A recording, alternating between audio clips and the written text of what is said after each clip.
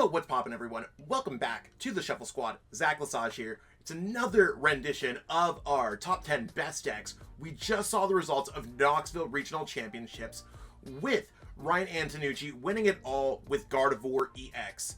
Have the metagame kind of shifted a little bit? Is it changing? Well, we're going to find out, but there's a lot of things going on, and we have Paldean Fates legal now for anything going on Friday or later. So let's see exactly what's going on with our number 10 deck. Kicking our list off at number 10 is Snorlax Control. Now, Snorlax Control didn't necessarily have the greatest positioning at Knoxville Regionals because it struggles against the Tina matchup, some Lost Zone matchups, and Roaring Moon. That's not to say that they're impossible, but where you do struggle against those matchups, you are good against Zard, and you are good against Gardevoir, and a handful of other decks. So, like most of the other decks in the format, you're either going to be winning because you hit a good matchup, or you're going to be struggling through because you didn't necessarily hit there. Cal Connor also did not play this weekend, and he's kind of the Snorlax god, or Shuffle Squad very own control expert. So, we'll have to see how it continues to play out. I think that Snorlax is kind of okayly positioned, maybe with Gardevoir seeing a little bit more success, so that's something to consider. All of these lists are available in the pinned comment below. So check out the comments, check it out if you want to copy and paste right into PTCG Live. All of our sponsors have access to all of these cards, whether you're looking for sealed, singles, graded, codes, PTCGL Store, Kayfabe, Atlas. Check out the description for discounts. Let's go into our number 9 pick. Kicking it at number 9 is Chien-pao EX. Now, Chien-pao EX is having a little bit of a resurgence because it's getting some decent matchups out there. And we also get the new cute little Frigibacks from Paldean Fates. Not really changing too much of the deck with Collect, but the way that the metagame is shaping up, having access to Iron Hands is certainly good, especially with Gardevoir on the rise. Having access to Radiant Greninja can be good against those Lost Zone decks that have seen success at Knoxville. And I mean, having the ability to knock out whatever you want is fantastic. I actually just covered this on the YouTube channel the other day. So if you haven't got a chance to check that out, check out our channel, our very recent videos. I think Chien-pao might have a bit of a resurgence. Probably not from the Frigibacks, but Collect is much better than doing 10, in my opinion, considering Chien-pao just knocks out whatever you want. Maybe we'll see that as the metagame gets out there, but pick up that shiny little Frigibacks. That dude's cute AF. But yeah, Chien-pao might be actually pretty good right now. At our number 8 spot, we have Mew VMAX, more of the hybrid Path to the Peak build. Still has a couple Fusion Strike energies, but that's more or less to get past Spiritomb. Mew VMAX didn't necessarily see the kind of spot that I think it would see at Knoxville. But with Charizard and Roaring Moon, and sometimes Lost Zone Box, when they're playing Drapion or Spiritomb, is not always the best matchup. So I think Mew is getting hated out a little bit of the format. Still really successful at this number 8 spot. Might be better to run Arc Gigas. At this point, I think that's really where I was kind of at with the list, where it's like Arc Gigas is somewhere at the bottom of this list, maybe in the like 8th through 11th spots. So if you're looking for something that's like path plus disruption, that might be a better play. But we'll see. For right now, Mew usually has a way to like kind of hold on. A lot of consider this the best deck maybe of all time. I mean, we have the League Battle deck. This deck's seen a lot of success. We got to put Mew somewhere on this list, and I decided to put it at number 8 right now. Not necessarily my favorite play, and I think a lot of the bottom of tiers is just like really like approach at your own like whatever, because I think our metagame's kind of ruled by the top 4-ish decks right now, but we'll see how that plays out as we have that progressing metagame, because this is our first week of Paldean Fates being legal. At our number 7 spot, absolutely electrifying, is Miraidon EX. Now, Miraidon EX, I went with the turbo version. I think this is Azul in their groups list from Charlotte Regionals.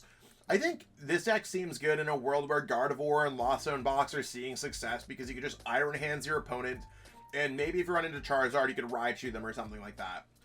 Not the best deck in the world, not the worst deck in the world, but I think it's falling more in the middle of the path. And we might see this deck rise with a bunch of the Lost Zone box that are seeing success. Like, I could see this deck rising as high as like number 4, like 4 or 5. But right now we got it at a conservative 7. We'll see how the rest of the week goes, how this deck can move on. And of course, I'm always going to update everyone. Our best decks videos go up around 11, 12 o'clock Eastern every single Wednesday. So, Miraidon's here. It's cool, might be worthwhile to play going forward for the foreseeable future. Breathing that hot fire at number 6 is going to be Lost Zone Radiant Charizard, or Sablezard to some. This is Alex Szymanski's 60 from Charlotte, where he was able to make top 8, and I think that this deck has like a decent shot in the metagame.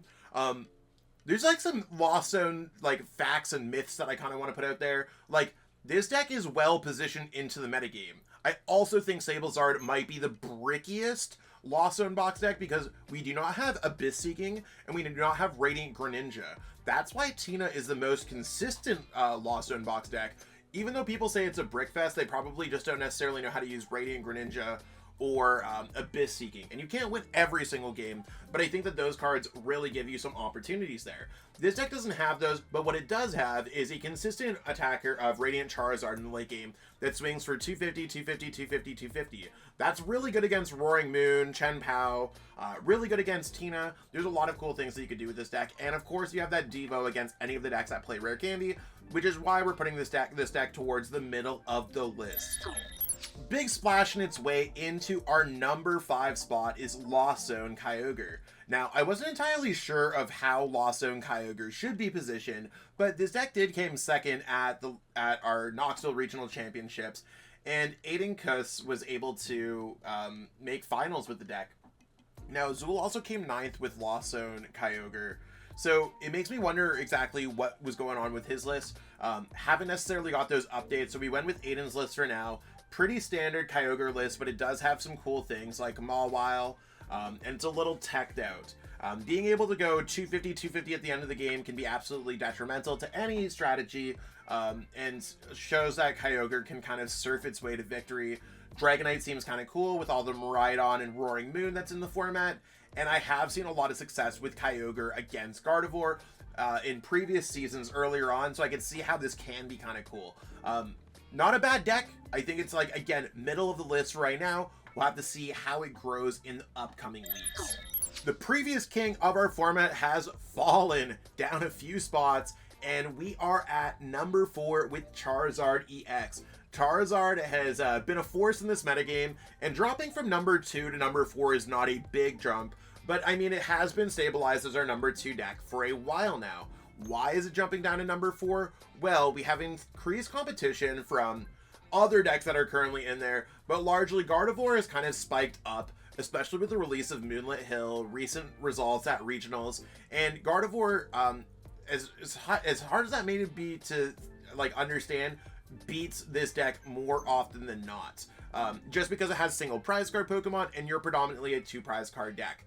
We do have the Ember Charizard, we do have the Heat Tackle, Charmander, the Heat Tackle Charmander. Those cards can be quite impactful in that matchup, so it's not terrible, but if they get set up, it can be kind of bad, especially when you're playing against experienced players. Charizard still has a lot of really strong matchups against the turbo decks in the metagame, but as other decks are becoming more consistent, Charizard is kind of chilling at number 4 for now. We'll have to see if this Charmeleon, or maybe even the Gengar line that I covered in my YouTube video the other day, might be more impactful than we think. Ripping it up at number 3 is Roaring Moon. Now, I feel like we're almost going back in time to November when this was the most played deck online, and Roaring Moon just seems to be growing in popularity. One of the reasons why we're seeing Lost Zone decks see a little bit more success, a lot of the players are playing Roaring Moon and Charizard when it comes to regionals. They just like those decks. Are they the best position decks? Not always, but Roaring Moon, besides not having the best matchup spread, is arguably the most consistent deck in getting its strategy done of just attacking. I lose a lot of my games because I go Sableye pass. This deck is winning a lot of games because it goes turn 1 attack with Roaring Moon. So having a stable strategy is quite good when you're playing in a regionals best of 3 format, and that's likely going to get you some more match points. If you're looking for a relatively easygoing, powerful deck, this is a deck that I'd recommend to anyone. Again, lists are all available in the description, and don't forget to check out our sponsors at Kayfabe, PTCGL Store, Atlas, for all of your card store needs, code cards, whatever. Discounts are available in the description. Check those out. Yeah, Roaring Moonslit. Chilling at number 2 is Gardevoir EX, and if you want to play that new shiny Gardevoir EX, it's going to be absolutely beautiful. I think it's one of those things where Gardevoir, it won the last regionals, but is the best position. I think Tina has seen more success across the board. Gardevoir is an incredibly difficult to play deck. Technical, slow. There's a lot of things that are not necessarily like great words that I want to use with it, but I mean, if you have a high skill player such as Ryan Antonucci or any of the other top players that are playing this deck, and they're able to kind of go through a regionals, traverse through it, whatever, I think that Gardevoir is just absolutely fantastic. One of the better plays that you can be making in this format if you're able to play it perfectly. Is it always going to have the best Lawson box matchup? Maybe not. But with Paldean Fates, it did gain Moonlit Hill. I'm debating on if I want to play 1 or 2 counts. We could maybe cut Artisan. We could maybe cut one of our things like Level Ball, Fog Crystal, Worker. Like, I'm still trying to figure out if I want to add in a second Moonlit Hill. But right now I have 1 as a stock standard. We'll see how this plays out as the metagame progresses. I really want to see, like, Dortmund Regionals, how this would play out. Because that's going to be the first major legal with Paldean Fates. I'm really excited to see all that stuff. So Gardevoir is absolute stonks. If you haven't already, put your best guesses for the number 1 below. I'm sure a lot of y'all are going to get it, but hit that comment up and let's see what we got going on at our number 1 spot. Hitting your opponent with that Oko at the number 1 spot is Tina V-Star Lost Zone Edition. To me, this is the best build of the deck. I recently played Brent Tonnison's list to a top 4 of my League Cup. I was not a fan of the 4 switch cards. I made top 4. I went 5-2-1. So that would have been a winning in at any other regionals. I found like I got stranded with the switch cards a little bit more than I would with switch. I think that I personally need 5 switching cards between switch card, switch, and escape rope in the list. And I didn't necessarily need the other counter catcher. I liked having the extra energy. There's a few things that I like there, but feel free to change it up between whatever you're looking for. Tina is pretty well figured out at this point, and a lot of it's going to come down to, do we want to play an extra energy? Are we playing an extra path? Are we playing an extra nest ball? Those are really the cards that we're switching on, and maybe we'll turn switch into switch cards or switch into escape rope, stuff like that. Not really much is changing when it comes to these lists, and maybe this deck's not going to be as well positioned once we see Lost Zone decks really start fleshing out the format. But to me, this is kind of like a neutral into the entire metagame and positive against some matchups, really not having too much of a downside, and again, has Abyss Seeking, and you have concealed cards with Radiant Greninja. I think Tina's going to be the deck. Like, if I could already predict the deck that I'm going to play at Vancouver Regionals, which is like a month and a half from now, probably going to be Tina in the Paldean Fates format. But as we see Technical Machine Crisis Shot, is that going to affect Tina? Maybe Lost Zone box decks are going to grow to include that card. We'll find out next, but let me close things out. So even though we had Gardevoir EX win, Lost Zone Tina is on top of the metagame, and we might have to see how Gardevoir with Moonlit Hill changes things up as we approach the metagame going forward. If you enjoyed this video, be sure to give it a like. Really helps out with the YouTube algorithm. It's the freest way you could use to search, like to support the Shuffle Squad. So that's absolutely great. Share this with your friends, tell your neighbor, whatever, retweet on Twitter, you know what I'm saying? Like all that great stuff. Subscribe if you haven't already. We're so close to 20,000 subs. Check to see if you've subbed yet. We are so close. I know most of you have not subbed to the channel yet. We want to support the Shuffle Squad a little bit more. Check out patreon.com/TSSwin. We have access to all of our deck lists. We have access to our long form articles, bonus content, chatting with the squad. A lot of really cool things going on there. And if you want to get any coaching from me, check out metafy.gg/@ZachLesage/sessions. Totally would love to help you get better at the game. All those links are available in the description. Yeah, support Kayfabe, support Atlas, PTCGL Store, whatever you need. All that great stuff. I mean, if you want to protect your cards, I use all Ultimate Guard stuff. I absolutely love these archives. They're great at storing my collection. I sort my collection all in little like penny sleeves. and it holds them and supports them really well. This one's got a pretty good beating because I take it everywhere, but it survives in my suitcase everywhere. So check it out. Totally worthwhile. Would love for y'all to pick up some of that stuff. And that's what we got going on for this week. I think this might be my last video this week. I might have one more. Might be my last video for this week. Either way, a lot of great content coming from the rest of the squad. Really working with our new YouTube editor. Really focusing on our YouTube right now. So I hope that you all enjoy the improvements. I'll catch up with all y'all later. Peace out and have a great one. Want to support the Shuffle Squad? Be sure to check out all of our sponsors in the description to pick up Pokemon TCG singles, sealed, and PTCG live codes.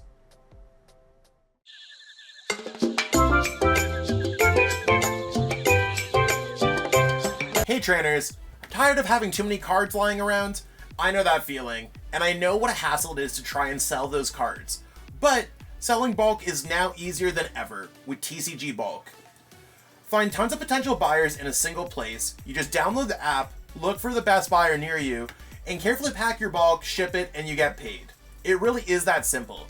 Turn the cards you don't want into the cards you absolutely need for your next deck.